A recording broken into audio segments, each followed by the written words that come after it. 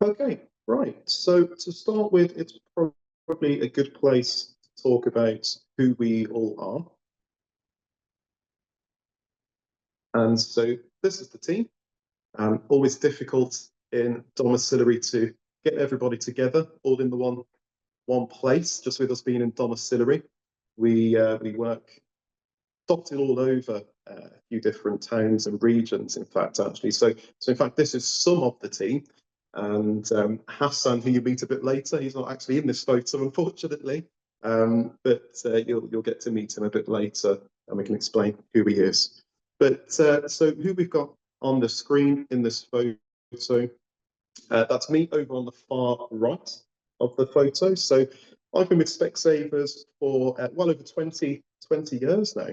And my role in the business is that I look after the operations of the business.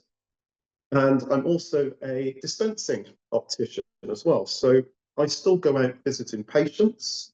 But this is the team who you'll most likely see out on the road for the areas that we cover. So if ever you call into an area, the postcodes that we cover, one of these people will be most likely who you'll be talking to, or even emailing and so on. And so the team, they range from optometrists, so testing your eyes. There'll be an audiologist that you'll meet a bit later, so testing your hearing. Dispensing opticians, like myself, so looking after the fit of your glasses and how well they're working. And then we have our optical consultants, we have our audiology practitioners, and so on. So a big team of lots of different professions thrown in there who will come and see you at home. So we only work in domiciliary. This is all that we do. So we don't work in store anymore. This is all that we do now. And we've been doing this. It's a service domiciliary we've been providing for over 10 years now. So a lot of logistics that we've been refining over those years and being able to bring those services to you at home. And so Specsavers, it's locally owned. And so that means that this team that you see here, they live in the areas that they'll be seeing you. So they're closest to the people that they go out to see. So it'd be the same team time and time again.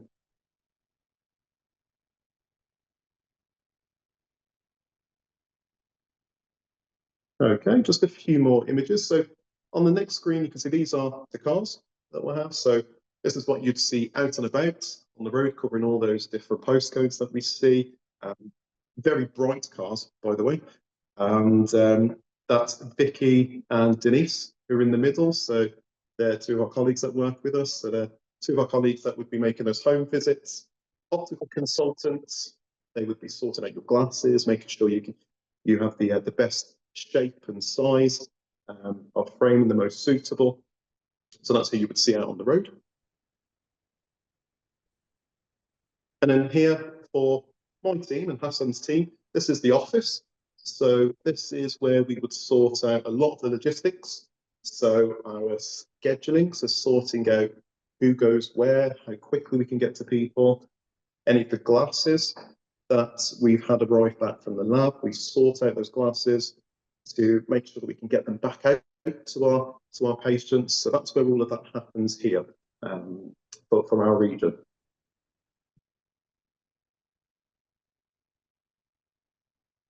And then on the screenshot here, if you can see it clearly, it's a screenshot of the areas that I cover.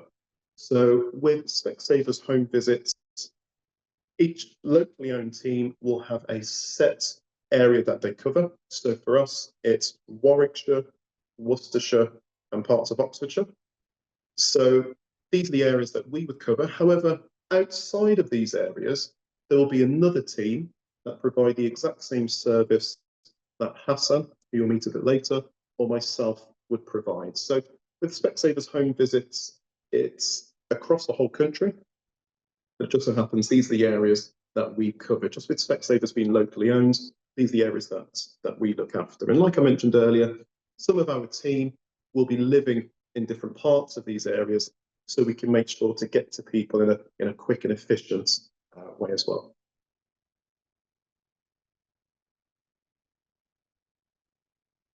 Okay, so moving on to who is eligible to have a home visit.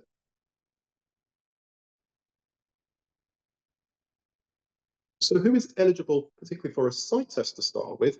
It's very easy to remember. The NHS, they state that if you struggle to get into a store due to a mental or a physical disability, then we can come to you.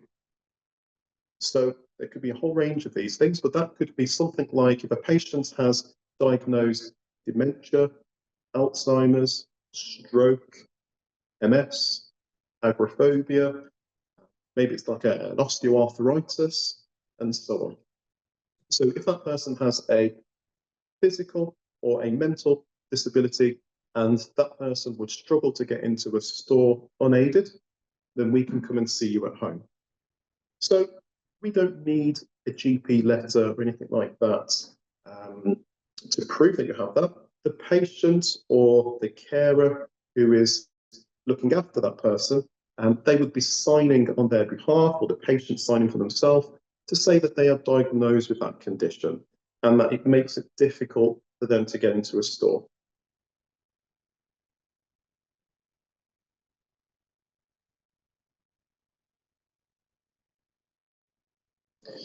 And you might know about this already, but particularly for a NHS site test, so that patient, they're also entitled to a site test at home for free if they're in one of these categories that are set out by the NHS. There's a long list here, as you can see, but if you're unsure, just call us and we can talk you through it. And this list, it's also available on the NHS website as well. But just to point out a few key ones. So, for example, if you're over 60, you would automatically get a site test for free. And if you're at home, so you would struggle to get into a store, like what I mentioned earlier, you'd get it free with us coming out to see you as well. And then the other things on this list, so if you were under 16, so if we had any carers who were looking after those that were under 16, that person would also get a site test for free. And then with us visiting that person at home, they also get that free too. And then with some of these eligibility bits of criteria, that patient, if they're in receipt of other benefits, so maybe like income support or pension credit, guarantee credit, then they can also get further help towards the cost of their glasses too.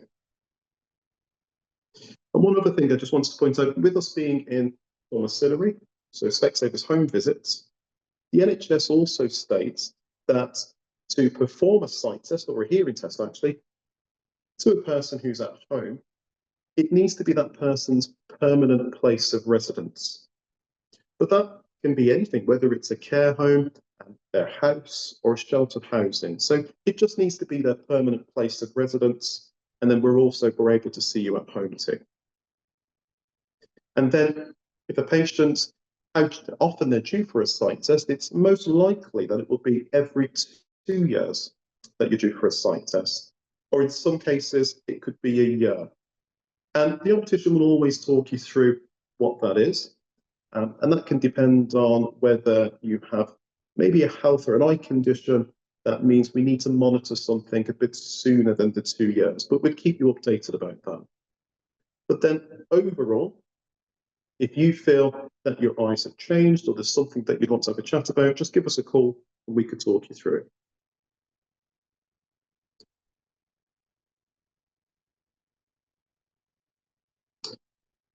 So these are the bits of eligibility criteria to get further help towards the cost of your glasses as well. So like I mentioned earlier, if you're in receipt of pension credit, guarantee credit, so you've not only got your sight test for free, but if you also receive one of these bits, then you'd get some further help towards the cost of your glasses. So that's what those are there.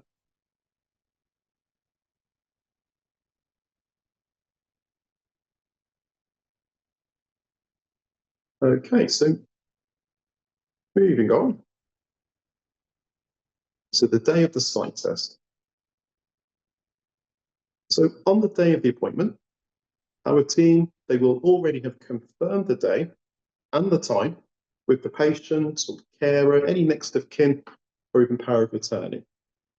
So when arriving, all of our staff, they will have their lanyards on, So that will have a photo with their name. And all of our staff, they're DBS checked as well. So the old terms, having that criminal record check, that's the DBS check that they've all had. And it's a particular DBS check as well that we have, which is an enhanced DBS check, which just goes back a bit further. So all of our staff that are coming to visit will have had that done already. You'll also notice, just like in the photo, we've got Lynn here, who works in one of our other areas up north. We also travel as a pair more often. So you'll notice that there'll be two of us who come out to see, which is just one of those standard routine things that we have. In addition to this as well, with having the DBS checks, we also have other types of insurances, so like public indemnity insurances, and we can provide certificates if there are any carers or care homes that sometimes like to see those too. We can provide those at any request.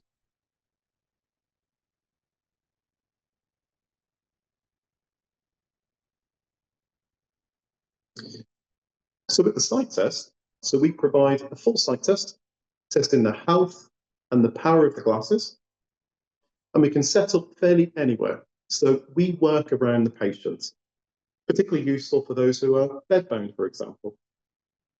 So when on to the prescription element of the sight test, we have a few methods to conduct this based on the level of communication that we can achieve from the patient. So for those who would struggle to communicate clearly, so maybe if a person has had a stroke or if they've got dementia, for example, and so some responses might be a little reduced or a bit muddled, we have methods and instruments that enable us to get a prescription to work out how strong the glasses will need to be. So we can do all of this even if the patient is unable to talk to us at all. So this particular method is known as an objective method of testing. And we use an instrument that we've got called a retinoscope. So this is where we're able to find out the strength of the glasses from that person without having to rely on the responses from that person. So we would use this if the communication with that patient isn't 100%. So we've got other methods to be able to get a prescription done. If the patient needs glasses, we take them out with us and we demonstrate, and then we'll be back with them once they're finished to drop them off and check the fitting. So we can adjust the glasses, we can ensure that they're not too tight or too loose, and we'll ensure that they're comfortable and secure as well.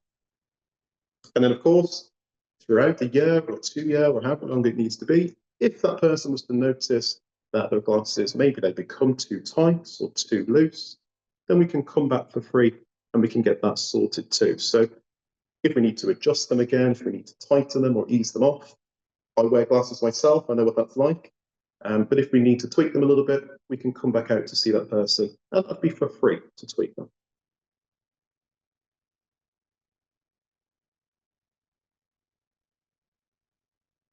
Okay, so on to the equipment that we use.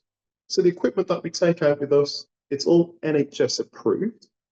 We carry out all the sight tests that are required by one of the governing bodies that we have, so we can ensure it's a comprehensive sight test.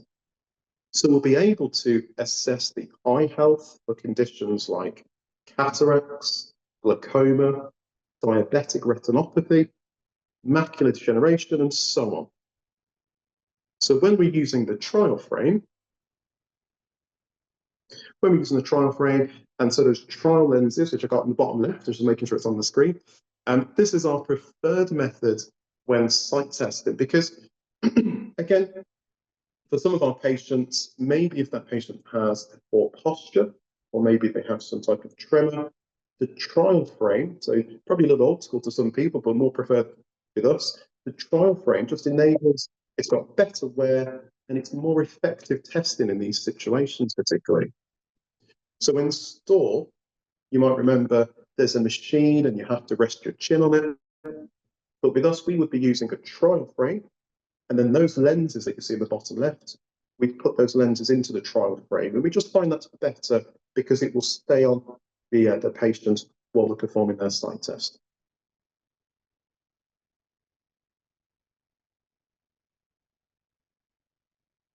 Some of the other parts of the kit that we have as well, so you can see in the middle at the top, hopefully you will recognize this, but this is the letter chart.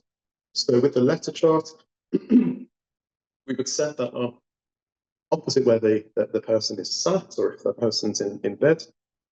We would measure the distance that the patient is to the sight testing screen, to the letter chart. And then we will tell the letter chart that that patient is maybe 2 meters away. And then the letter chart, it will adjust the size of the letters. So it will make sure that for whatever size room we're working in, the size of the letters, we're keeping it all in proportion, so we get an accurate result. And then I won't talk through all of these bits, but the one on the top right, this is how we would test the pressure inside of the eyes. So like I mentioned earlier, so one of the eye conditions that we talk about quite often would be glaucoma. You might have heard about that before. So glaucoma is the particular eye condition that's linked to eye pressure. So this device that we've got at the top right, you might all remember the puff of air in store that nobody likes. This is another format of that. So this is one that we bring out on the road. It's not a puff of air actually, so it's a bit nicer. But this is one where we're able to measure the pressure inside the eye. So a crucial one that we would use at every routine sight test.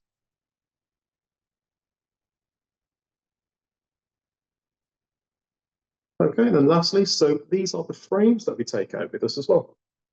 So 2 frame boxes, one male, one female. There's 160 pairs of glasses that we would bring with us in total.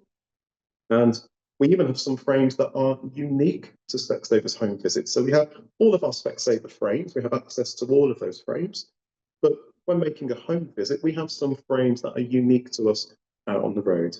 So these frames in particular will be more lighter weight frames, they'll be stronger, the colours can be a bit softer.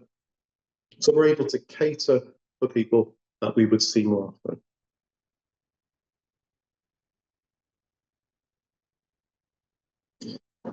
And then on this screen, so this is an example of, we also engrave the tip of the glasses, that part that just goes behind the back of your ear.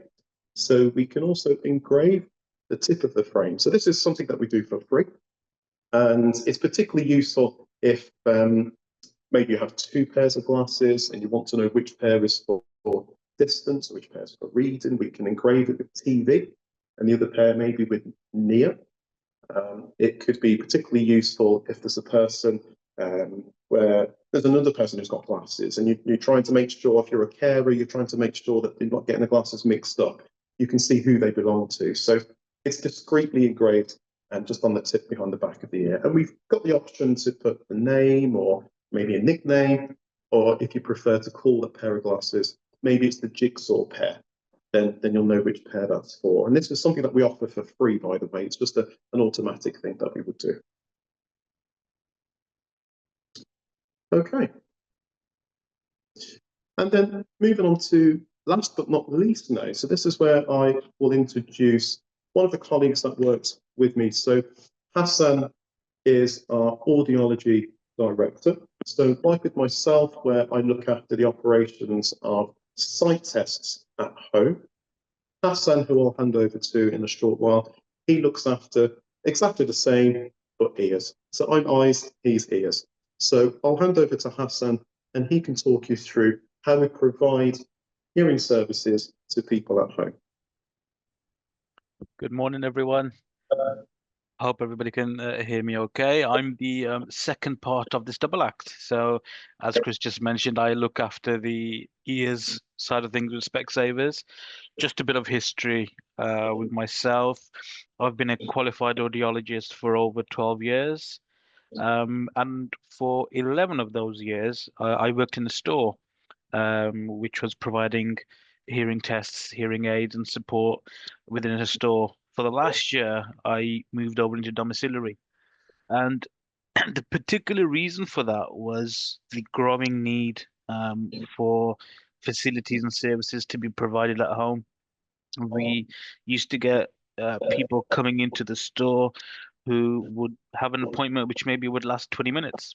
But for that 20-minute appointment, it would take a planning for up to a whole day sometimes, or even half a day. Um, and so it caused quite a bit of difficulty to just get to a store for a very quick, simple appointment. And so domiciliary services in audiology, they are fairly new to Specsavers in terms of hearing, but we're building on what the optics have done for the last 10 years. And with that, we have select areas, as the map in the beginning was shown, where I cover. Because of how domiciliary audiology has progressed, there still are some areas and postcodes which don't have a dedicated home services team. But with what we do at Specsavers, the local store still provides a service where, if needed, they can go out and see somebody at home. It's something that we're very passionate about in terms of providing the care as easily accessible as possible. But we are restricted sometimes to the postcodes of where we operate, purely because of how the NHS works. So there's a big importance on having these services, but making sure they're the right services for each person. If you go to the next slide, please, Chris. And the reason why it's so important is hearing loss in general. It's not something which is always noticed by the person themselves. 1 in 6 have a hearing loss, and only 40% of those benefit from having hearing aids. So there's a lot of people who may have undiagnosed hearing loss. They may not know that they have hearing loss, and it can lead a frustrating time for them because it can get to a stage where the hearing is deteriorating and everybody gets on with their day-to-day life, and it can start creeping up. It gets to a point where people start noticing it for them, and they start telling them on their behalf that, oh, you're asking me to repeat, or did you not hear me when I've said this? And hearing can be quite a daunting task to look at someone and say, well, I think I'm losing my hearing and I need a hearing test. It's quite a daunting prospect to be told you're not hearing as well as you are. But we're trying to break that stigma to it and normalizing getting older and wiser. Unfortunately, as you get older and wiser, the hearing is something which does deteriorate. Most commonly, what we find happens in terms of hearing is it's not so much losing the ability to hear, it's the ability to hear less clearly. So quite often, people who have hearing loss will say, you're muttering or you're mumbling. You're not looking at me when you're speaking. Because in reality, what they're doing, perhaps without realizing, is lip reading, using facial expressions, gestures, a familiar voice. They can maybe guess what they might say because they're aware where the conversation might be heading. So it becomes more guessing what people are saying rather than listening to what people are saying. And as you can imagine, that can be quite straining because you're second guessing every other word, and that can take quite a drain on someone. So quite often it can be tiring for someone to just have a conversation, especially if there's a lot of noise about, where they're having to filter what they don't want to hear as opposed to what they do want to hear. And my background into audiology in general is I have a nephew. Um, he's now a secondary school teacher, but he was born with a hearing loss, and it was undiagnosed for the first 3 years. So he got to 3 years old. He started to go to nursery, I think it was at that point, and then it was something that was diagnosed at that point. And the reality that hit me was he was unaware because to him that was just the norm, not hearing everything. But not only did it affect him, but it affected the rest of the family as well. And that's a key impact of hearing loss is that it doesn't affect just one person. It can affect your family, your friends, your loved ones around you, carers that you have, because it can become a tough task just to have that conversation. So there's a few things to look out for in terms of hearing loss. As you just see on the screen there. And you'd think it's quite straightforward, or it'd be quite, easy to notice. But we all live such busy lives that we sort of just get on with it, and we can overlook it. But it's very important to maybe take a step back and pay attention and notice these things, maybe on somebody else's behalf, and just to then say, well, have you ever thought about having a free hearing test? Just as part of your healthcare, just as part of a routine check, just to make sure everything's okay. So it's not so much to say there's something wrong and let's do something about it. Sometimes it's a case of saying, well, let's make sure everything's okay and let's get a check done. Next slide, please, Chris. So that's where we come in. So with a home visiting service, we offer the same tests, same hearing aid if needed, as you would in a store. We work in a situational side of things where there's different ways to access our service. And again, just like Chris mentioned, if somebody's not able to get to the store, whether it be physical, mental, we're able to give that service to them. And that also takes away part of what might be holding them back because they might say, well, actually, it's too difficult for me to get to the store. Let's just forget about it. And that's exactly what we don't want to happen with someone. So we want to bring the services to them. From my own personal point of view, for the area that I cover, there's two routes of how to access our services. The first route is through the NHS, where everything is provided through the NHS funding. We do the hearing test at home. If we find the hearing is not as it should be, we can then also provide national health hearing aids, which are free. There's no cost towards them. But accessing that can depend on the GP. In some cases, depending on who the GP is, the NHS requires us to receive a referral from them. What essentially that means is for the GP to have assessed you originally to make sure you're eligible for having a hearing test. And then they will send us a letter of referral or book with us online to say, we've seen this person, they may not be hearing as well as they should. Can you please go out and essentially do a hearing test for them? And then we will pick that up, we'll get in contact with them, and we will book to see them.